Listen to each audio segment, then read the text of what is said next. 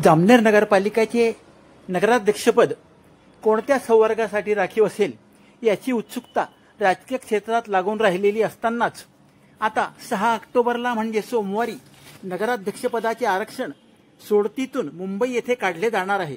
याकडे जामनेर नगरपालिकेची निवडणूक लढविणाऱ्या सर्वच राजकीय पक्षांच्या कार्यकर्त्यांचे लक्ष लागले आहे।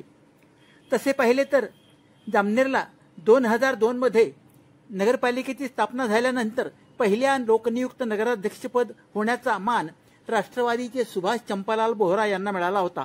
त्यानंतर नगराध्यक्षपद भाजपच्या साधना गिरीश महाजन यांच्याकडे गेले।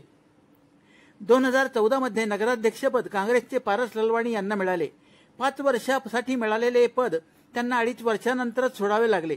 सत्तेत आघाडीचे बहुमत असून देखील त्यांच्यातील काही सदस्यांनी भाजपशी हातमिळवणी करून पुन्हा साधना महाजन यांना नगराध्यक्षपदावर बसविले। 2019 मध्ये पालिकेची निवडणूक झाली तेव्हा तर मतदारांनी मंत्री गिरीश भाऊ महाजन यांच्यावर संपूर्ण विश्वास दाखवून पहिल्या महिला नगराध्यक्षपद होण्याचा मान साधना महाजन यांना मिळाला। या निवडणुकीत भाजपचे सर्व म्हणजे 24चे 24 नगरसेवक निवडून आले।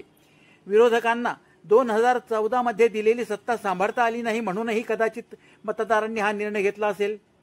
2019 ते 2024 अशी सलग 5 वर्षे विरोधकांशिवाय जामनेर पालिकेचा कारभार सुरू होता।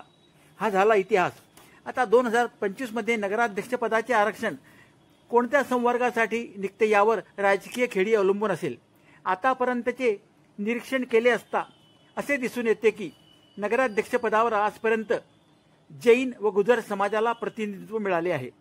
2014 मध्ये झालेले बंड हे याच कारणास्तव झाले होते। बहुजन समाजाला नगराध्यक्षपदाचे आश्वासन देऊन देखील ते पूर्ण न झाल्याने ही वेळ आल्याचे सांगितले गेले।